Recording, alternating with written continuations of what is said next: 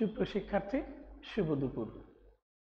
সবাইকে সরকারি সোহরাওয়ার্দী কলেজের অনলাইন লাইভ ক্লাসে স্বাগত জানাচ্ছি। আমি মোহাম্মদ জাহিদুল ইসলাম, সহকারী অধ্যাপক রসায়ন বিভাগ। প্রথমে কৃতজ্ঞতা স্বীকার করছি সরকারি সোহরাওয়ার্দী কলেজের সুযোগ্য, অত্যন্ত গতিশীল এবং শিক্ষার্থী বান্ধব অধ্যক্ষ প্রফেসর সৈয়দ আলী আজম মহোদয়কে। আলী আজম মহোদয়ের প্রতি কৃতজ্ঞতা স্বীকার করে আমি আমার ক্লাস শুরু করছি। আমাদের আজকের নির্ধারিত ক্লাস হচ্ছে অনার্স দ্বিতীয় বর্ষের শিক্ষার্থীদের জন্য।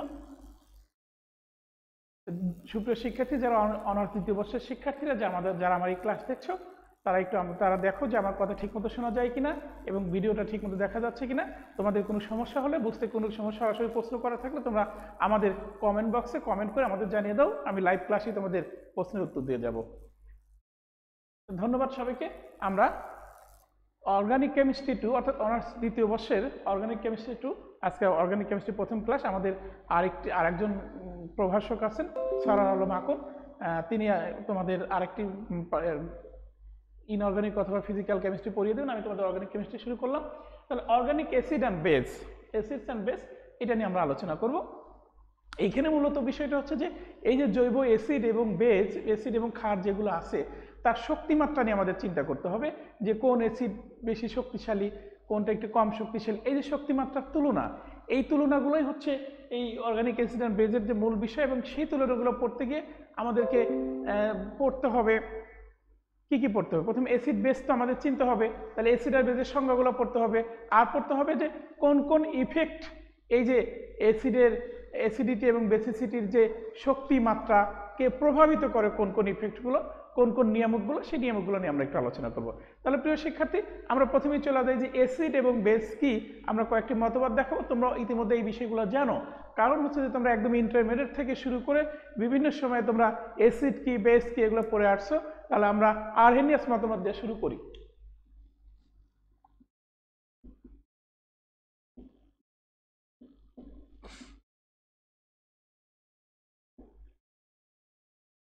তাহলে সুপ্রিয় শিক্ষার্থী, আরহেনিয়াস মতবাদ কি বলেছেন?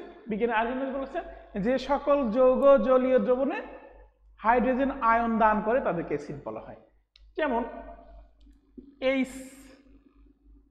HCl acid. কেন? কারণ এটা জলীয় দ্রবণে হাইড্রোজেন আয়ন আর ক্লোরাইড আয়ন। এটা আমার বিবেচ্য বিষয় না। এটা অর্থাৎ জলীয় দ্রবণে যে সকল পদার্থ জলীয় দ্রবণে হাইড্রোজেন আয়ন দান করে তারা হচ্ছে অ্যাসিড। তাহলে আরহেনিয়াস মতবাদে হাইড্রোক্লোরিক অ্যাসিড একটি অ্যাসিড। অনুরূপভাবে জৈব অ্যাসিডের কথা যদি আমরা চিন্তা করি, CH3COOH, এইটা বিয়োজিত হয়ে কি উৎপন্ন করে?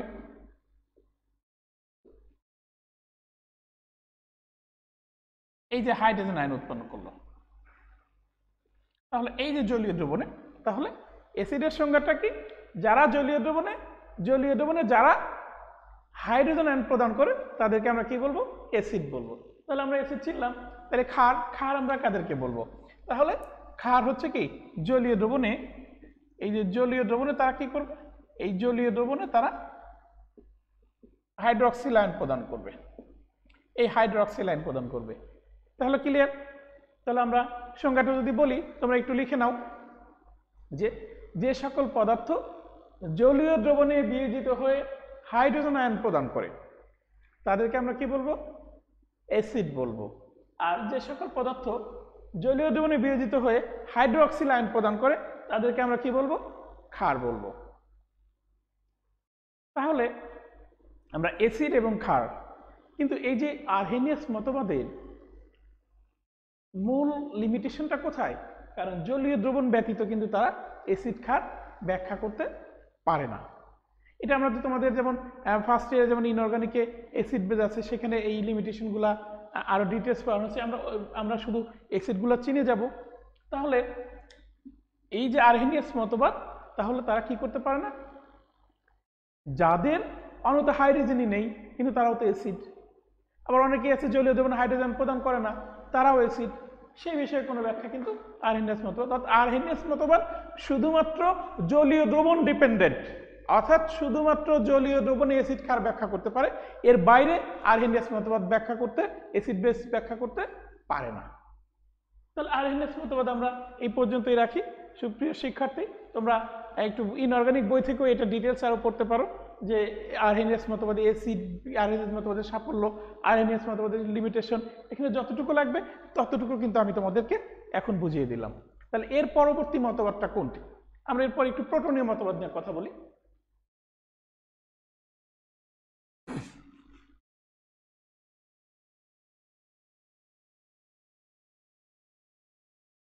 তাহলে এখানে আমরা কথা বলবো প্রোটনীয় মতবাদ।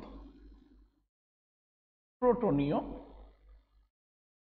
মতবাদ, আমরা আরহেনিয়াস মতবাদ নিয়ে কথা বলেছি, বা ব্রনস্টেড লাউরি মতবাদ। তাহলে এই মতবাদে কিন্তু একটু অ্যাডভান্স। এখানে বলা হচ্ছে যে এখানে জলীয় দ্রবণের কথা বলা হচ্ছে না, এখানে বলা হচ্ছে যারা প্রোটন দাতা তারা হচ্ছে অ্যাসিড, এবং যারা প্রোটন গ্রহীতা তারা হচ্ছে ক্ষারক। তাহলে আমরা দেখি যে যারা প্রোটন দাতা তারাই হচ্ছে অ্যাসিড, এবং যারা প্রোটন গ্রহীতা তারাই হচ্ছে ক্ষারক। আমরা আবার ব্যাখ্যা করতে পারবো, ওই অ্যাসিডটাকে আমরা উদাহরণ দিতে পারি।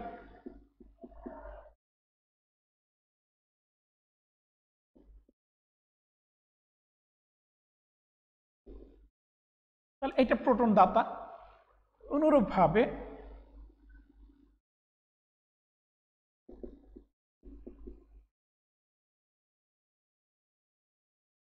তাহলে এই যে অ্যামোনিয়া প্রোটন গ্রহীতা, তাহলে যারা প্রোটন দাতা তারা হচ্ছে অ্যাসিড, এবং যারা প্রোটন গ্রহীতা তারা হচ্ছে ক্ষারক। তাহলে এটা আমরা কোন মতবাদে দেখলাম? এইটা হচ্ছে আমাদের ব্রনস্টেড লাউরি মতবাদ, বা যেটাকে বলা হচ্ছে প্রোটনীয় মতবাদ। এই মতবাদের একটু উৎকর্ষতা থাকলেও যে এই মতবাদ জলীয় দ্রবণ ডিপেন্ডেন্ট না, কিন্তু এই মতবাদ আবার প্রোটন ডিপেন্ডেন্ট। অর্থাৎ যারা প্রোটন দান করে না, প্রোটন গ্রহণ করে না, তারাও যদি অ্যাসিড এবং বেস হতে পারে, সেই বিষয়ে কিন্তু এই মতবাদ ব্যাখ্যা করতে পারে না। তাহলে আমরা কি দেখলাম? আমরা আরহেনিয়াস মতবাদ দেখলাম যে তারা শুধুমাত্র জলীয় দ্রবণ ডিপেন্ডেন্ট, অর্থাৎ যে সকল পদার্থ জলীয় দ্রবণে হাইড্রোজেন আয়ন দান করে তারা অ্যাসিড, এবং যে সকল পদার্থ জলীয় দ্রবণে OH আয়ন দান করে, হাইড্রোক্সিল আয়ন দান করে তারা ক্ষার, তারা জলীয় দ্রবণের বাইরে কোনো কথা বলেননি। আমরা আসলাম প্রোটনীয় মতবাদে। প্রোটনীয় মতবাদে আমরা কি দেখতে পাচ্ছি?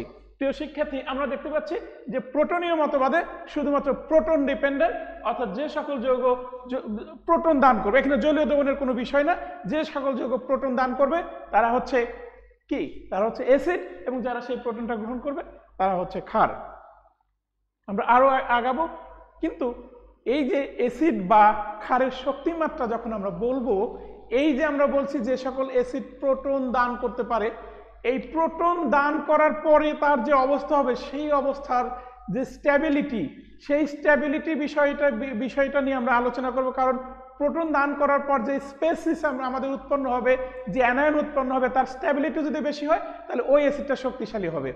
আবার প্রোটন দান করার প্রবণতা, অন্যভাবে আমরা বলতে পারি যে অ্যাসিড যত সহজে প্রোটন দান করতে পারে, তার মানে কি? সহজে প্রোটন দান করা মানে কি? তাকে খুব দ্রুত বিয়োজিত হতে হবে। যে যত যার বিয়োজন মাত্রা বেশি, বিয়োজিত বেশি প্রোটন দান করে, তার অ্যাসিডিটি বেশি হবে। কারণ কি? আমরা পিএইচ দিয়ে যখন মাপি যে হাইড্রোজেন আয়নের ঘনমাত্রা ঋণাত্মক লগারিদম, আমরা ওদিকে যাচ্ছি না। তাহলে আমরা ব্রনস্টেড লাউরি মতবাদ দেখলাম। আমরা ব্রনস্টেড লাউরি মতবাদের সাথে আমরা এখানে কনজুগেট অ্যাসিড এবং কনজুগেট বেস নিয়ে একটু কথা বলে আমরা সামনের দিকে যাব। তাহলে আমরা দেখলাম ব্রনস্টেড লাউরি মতবাদের সীমাবদ্ধতাটা আমরা বুঝে ফেললাম। তাহলে এই মতবাদে আমরা কনজুগেট অ্যাসিড এন্ড বেস নিয়ে একটু কথা বলি।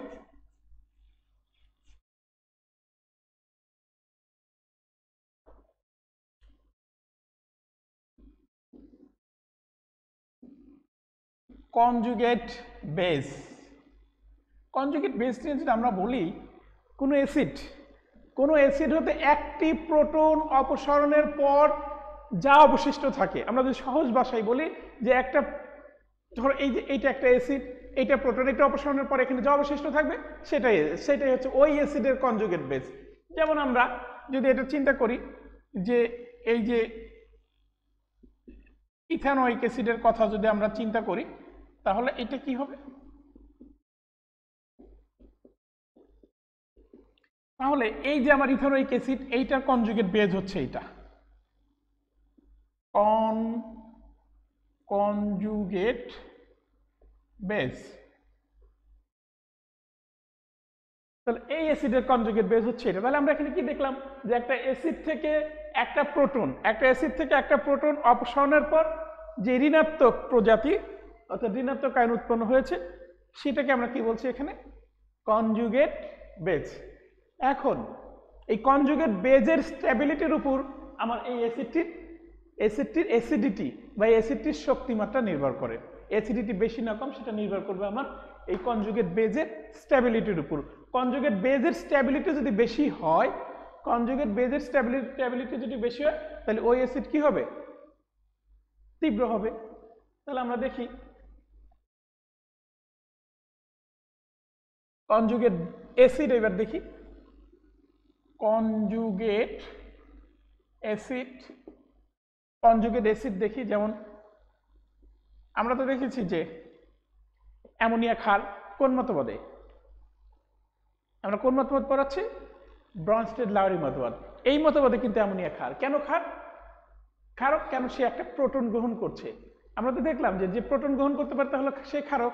তাহলে একটা অ্যাসিড এই প্রোটন গ্রহণ করার পরে যা উৎপন্ন হয়, এই যে NH4 উৎপন্ন, প্রোটন গ্রহণ করার পরে যা উৎপন্ন তা হচ্ছে এই ক্ষারের কনজুগেট অ্যাসিড। এই যে কনজুগেট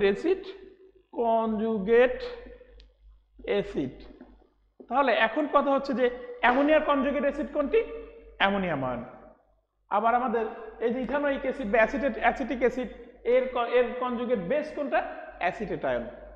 তাহলে আমাদের কাছে কিন্তু কনজুগেট অ্যাসিড এবং কনজুগেট বেজের বিষয়টি কিন্তু একদমই পরিষ্কার হয়ে গেল যে অ্যাসিড থেকে প্রোটন অপসারণ করলে যা অবশিষ্ট থাকবে তাই হচ্ছে আমাদের কনজুগেট অ্যাসিড।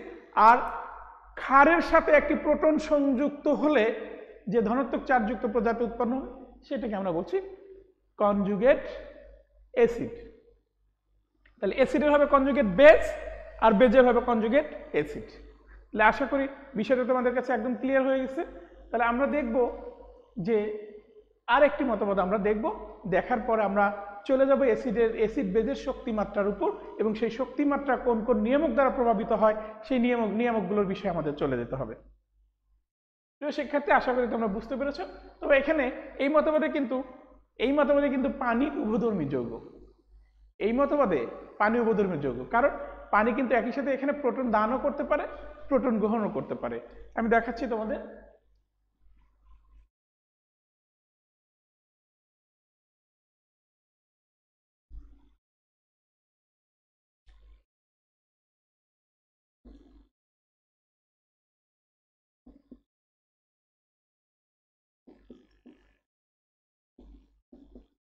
আমরা দুটা বিক্রিয়া যদি দেখি, পানির সাথে হাইড্রোক্লোরিক অ্যাসিডের বিক্রিয়া, আমরা কি দেখতে পাচ্ছি? এখানে পানি একটি প্রোটন গ্রহণ করেছে, আবার অ্যামোনিয়ার সাথে যখন বিক্রিয়া তখন আমরা দেখছি যে পানি একটি প্রোটন দান করেছে। তাহলে এই যে পানি, ব্রনস্টেড-লাউরি মতবাদ অনুযায়ী এরা হচ্ছে কি উভধর্মী পদার্থ, অর্থাৎ যারা প্রোটন দাতা এবং প্রোটন গ্রহীতা হিসেবে কাজ করে তাদেরকে আমরা কি বলবো? উভধর্মী পদার্থ বলবো। তাহলে পানি এখানে উভধর্মী পদার্থ। তাহলে আমরা কনজুগেট অ্যাসিড বেজের মাধ্যমে আমরা এটা তোমাদেরকে বুঝিয়ে দিলাম। তাহলে এই পানি এখানে যখন বেজ, তাহলে তার কনজুগেট অ্যাসিড হচ্ছে এইটা হাইড্রোনিয়াম আয়ন। আবার এখানে যখন পানি অ্যাসিড তখন তার কনজুগেট বেজ কোনটা? এটা। আবার এটা যেহেতু আমাদের ক্ষার, এই ক্ষারের কনজুগেট অ্যাসিড কোনটা? এটা। আবার এটা অ্যাসিড, এইটার কনজুগেট বেস কোনটা? এটা। তাহলে বুঝতে পারছো সুপ্রিয় শিক্ষার্থী, এই যে আমরা কনজুগেট অ্যাসিড বেজের মাধ্যমে আমরা দেখালাম যে পানি উভধর্মী যৌগ হিসেবে, উভধর্মী পদার্থ হিসেবে আচরণ করতে পারে। এই যে এই ব্রনস্টেড-লাউরি মতবাদ অনুযায়ী সেটা ব্যাখ্যা, সেটা আরো অনেক আছে। যেমন HCO3 হাইড্রোজেন কার্বনেট আয়ন, এরা কি করতে পারে? এরা আরেকটা প্রোটন দান করতে পারে। এই হাইড্রোজেন কার্বনেট, হাইড্রোজেন সালফেট, এরা কি করে? আরেকটা প্রোটন দান করতে, এরা কিন্তু আরেকটা প্রোটন দান করতে পারে, আরেকটা প্রোটন দান করার ক্ষমতা তার আছে। তাহলে আরেকটা প্রোটন যখন সে দান করবে, তাহলে প্রোটন দাতা কি? প্রোটন দাতা হচ্ছে অ্যাসিড। আবার সে আরেকটা প্রোটন গ্রহণ করে কার্বনিক অ্যাসিডে হতে পারে। তাহলে যখন সে কার্বনিক অ্যাসিড হলো আরেকটা প্রোটন গ্রহণ করে, তাহলে প্রোটন গ্রহীতা কি? প্রোটন গ্রহীতা ক্ষারক। তাহলে এই যে এই আয়নগুলো, আবার এইদিকে হাইড্রোজেন সালফাইড আয়ন, এরাও কিন্তু উভধর্মী পদার্থ হিসেবে আচরণ করতে পারে। তাহলে আমরা দেখলাম অ্যাসিড বেসের দুইটা মতবাদ দেখলাম, এবং আমরা এখানে দেখলাম কনজুগেট অ্যাসিড বেস চিনলাম, এবং এই কনজুগেট অ্যাসিড এবং বেজের এই যে স্ট্যাবিলিটি, এই স্ট্যাবিলিটির উপর অ্যাসিডের শক্তিমাত্রা এবং বেজের শক্তিমাত্রা নির্ভরশীল। আমরা সাধারণত জানি যে শক্তিশালী অ্যাসিডের কনজুগেট বেজ কি হবে, স্টেবল না আনস্টেবল? কি মনে হচ্ছে? আমরা তো বললাম যে তার স্ট্যাবিলিটির উপরে তার শক্তিমাত্রা নির্ভরশীল।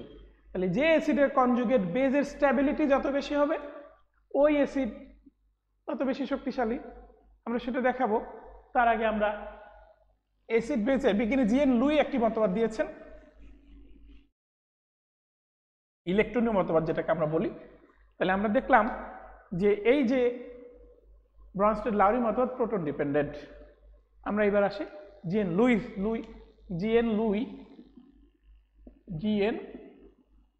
লুই এই বিজ্ঞানী, এটা লুইস মতবাদ যেটাকে আমরা বলি, লুইস মতবাদ। এই যে লুইস মতবাদ, এখানে বলা হচ্ছে যে এখানে প্রোটন দাতা গ্রহিতা, হাইড্রোজেন আয়ন দান করা, হাইড্রোক্সিল আয়ন দান করা, জলীয় দ্রবণে কোনো কিছুই এখানে নেই। এখানে তাহলে কি আছে? এখানে হচ্ছে যারা এক জোড়া ইলেকট্রন দান করতে পারবে, তারা হচ্ছে ক্ষারক, আর যারা সেই এক জোড়া ইলেকট্রন গ্রহণ করতে পারবে তারা হচ্ছে অ্যাসিড। একেবারে সর্বশেষ এবং ইলেকট্রনীয় সংজ্ঞা তোমাদের দিলাম।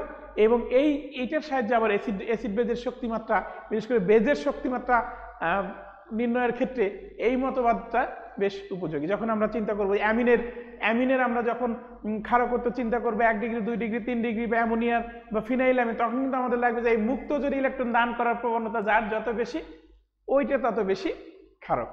তাহলে অ্যাসিড, এখানে অ্যাসিড হচ্ছে এক জোড়া ইলেকট্রন গ্রহণ করে,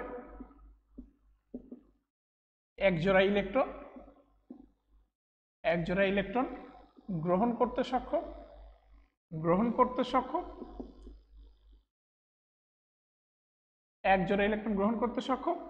আর বেজ হলো ক্ষারক যেটা এক জোড়া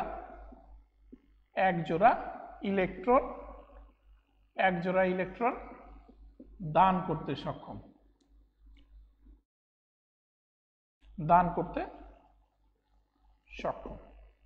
তাহলে আমরা একটু উদাহরণের সাহায্যে দেখি। আমরা দেখি যে অ্যাসিড কোনগুলো এক জোড়া ইলেকট্রন কারা গ্রহণ করতে সক্ষম। আমরা কি দেখেছি? সমুদ্র যৌগের বন্ধন ফার্স্ট ইয়ারে যখন পড়িয়েছি তখন আমরা দেখেছি সেখানে যোজনী আমাদের কিছু, আমরা লুইস মতবাদের কিছু সীমাবদ্ধতা সেখানে দেখেছি, যে অষ্টক সংকোচন, অর্থাৎ অনেক যৌগ আছে যাদের সর্বস্থ স্তরে 8টি ইলেকট্রন নাই। এই যে 8টি ইলেকট্রন নাই, তারপর সারা যৌগ গঠন করছে, কিন্তু তাদের ইলেকট্রন ঘাটতি আছে, যাদেরকে আমরা ইলেকট্রোফাইল হিসেবেও চিনি, নিরপেক্ষ ইলেকট্রোফাইল হিসেবে চিনি।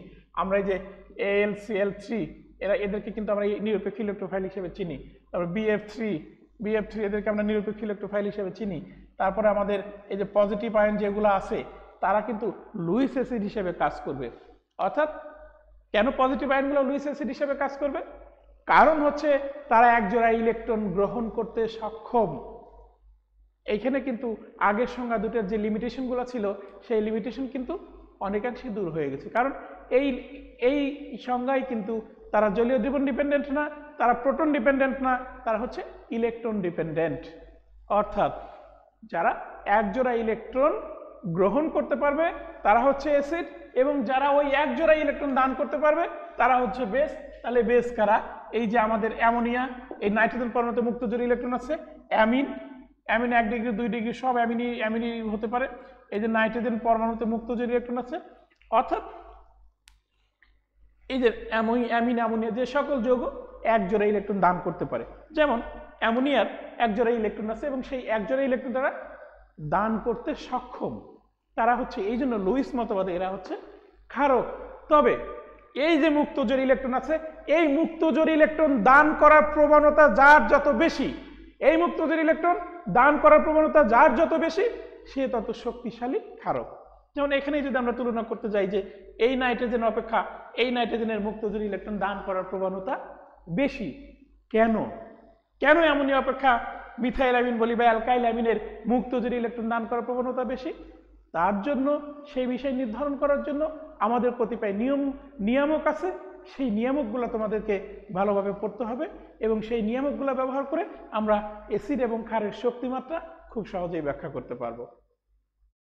প্রিয় শিক্ষার্থী, আমরা চলে আসি সেই নিয়ামকগুলো কি কি। তাহলে অ্যাসিড এবং ক্ষারের যে তোমাদের তিনটা মতবাদ সম্পর্কে ধারণা দিলাম এবং অ্যাসিড এবং ক্ষারের শক্তিমাত্রার কোন জায়গাগুলো নিয়ে আমরা আলোচনা করব, কোন বিষয়টি ব্যাখ্যা করে আমরা অ্যাসিড ও ক্ষারের শক্তিমাত্রা ব্যাখ্যা করব, সেটা কিন্তু আমরা ধারণা দিলাম। তাহলে আমরা ফেরত আসি আমরা আমাদের মূল পড়ায় যে কোন কোন নিয়ামক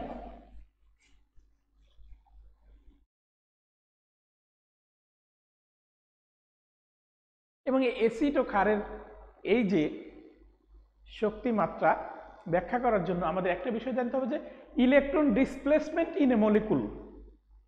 আমাদের যে বিষয়টা পড়তে হবে সেটা হচ্ছে ইলেকট্রন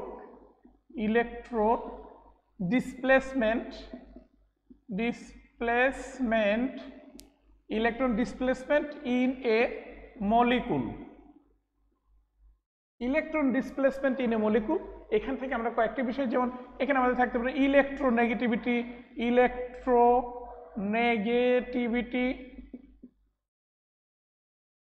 ইলেকট্রোনেগেটিভিটির মাধ্যমে কিন্তু বন্ড ইলেকট্রন কি হয়, ডিসপ্লেস হয়। আমাদের আরো হতে পারে ইন্ডাকটিভ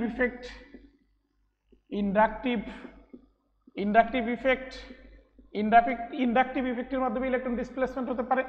আমাদের হতে পারে ইলেকট্রোমারিক ইফেক্ট।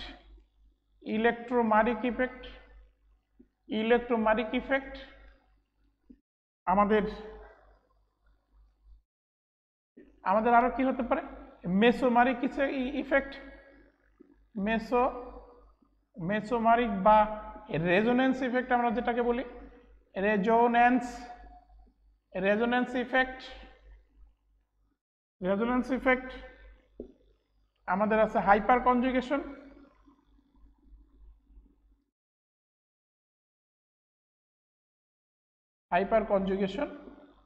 ইফেক্ট।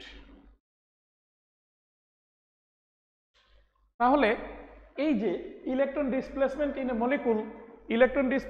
এ মলিকুলে আমরা দেখব যে আমাদের এই যে ইলেকট্রনটা কিভাবে ডিসপ্লেসমেন্ট হয় এবং ইলেকট্রন ডিসপ্লেসমেন্ট হলে কিভাবে অ্যাসিড এবং ক্ষারের শক্তিমাত্রাকে প্রভাবিত করবে, তার একটা উদাহরণ আমি তোমাদেরকে দেই। যেমন এই যে অ্যামোনিয়া আর এই হচ্ছে মিথাইল অ্যামিন। এখন এই যে এই দুটার কোনটির ক্ষারকত্ব বেশি? এক কথাই হচ্ছে এইটার ক্ষারকত্ব বেশি। সেটা আমরা কিভাবে ব্যাখ্যা করছি?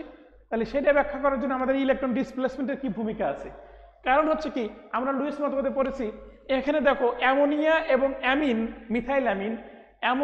মিথাইল অ্যামিন উভয় যৌগের নাইট্রোজেন পরমাণুর উপর একটি মুক্ত জোড় ইলেকট্রন আছে।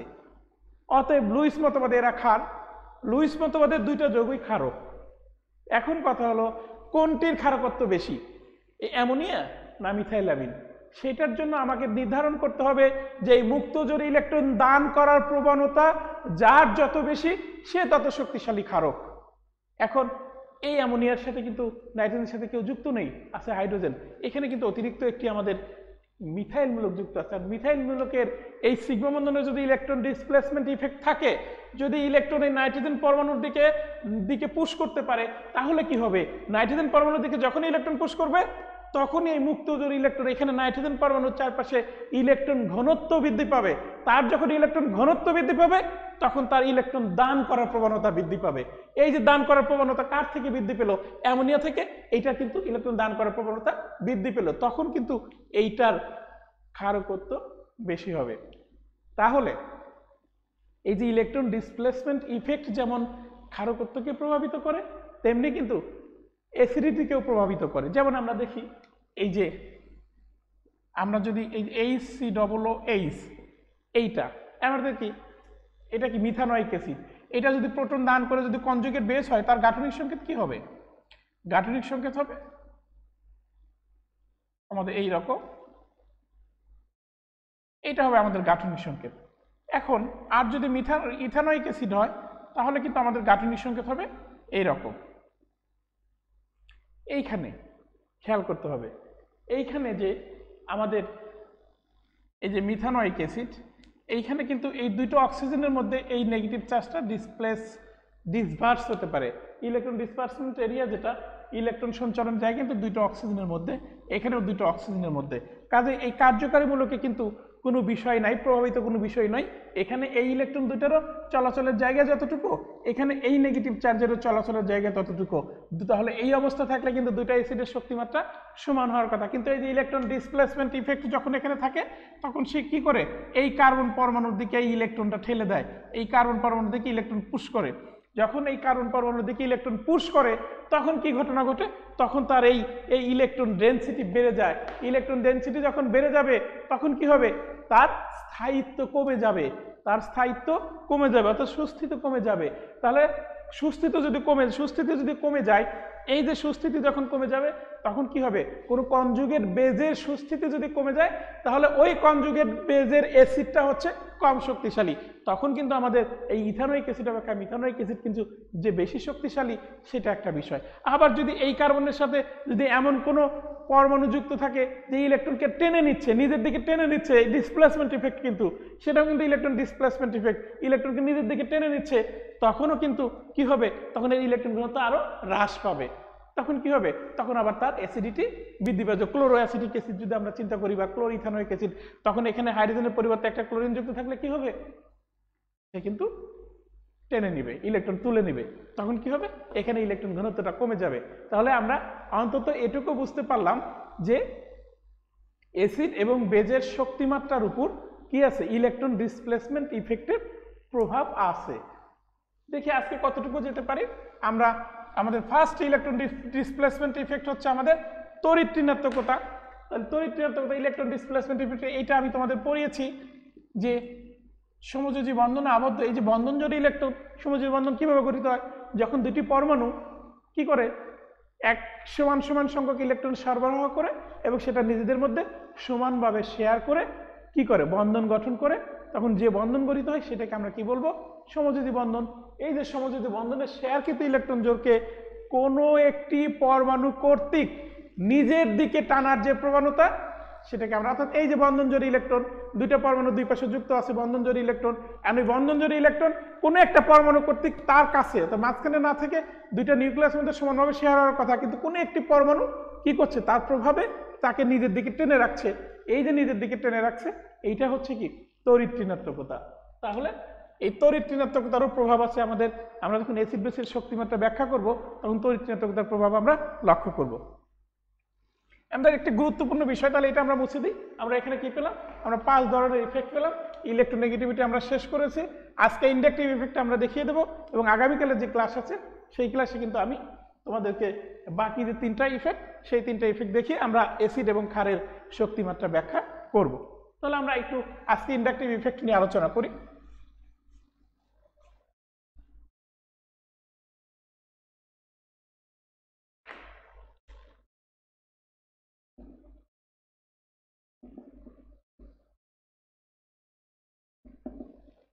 ইন্ডাকটিভ ইফেক্ট তোমরা জানো তো, এটাকে বাংলায় বলা হয় আবেশিত ফলাফল। অর্থাৎ এইখানে যে বিষয়টা,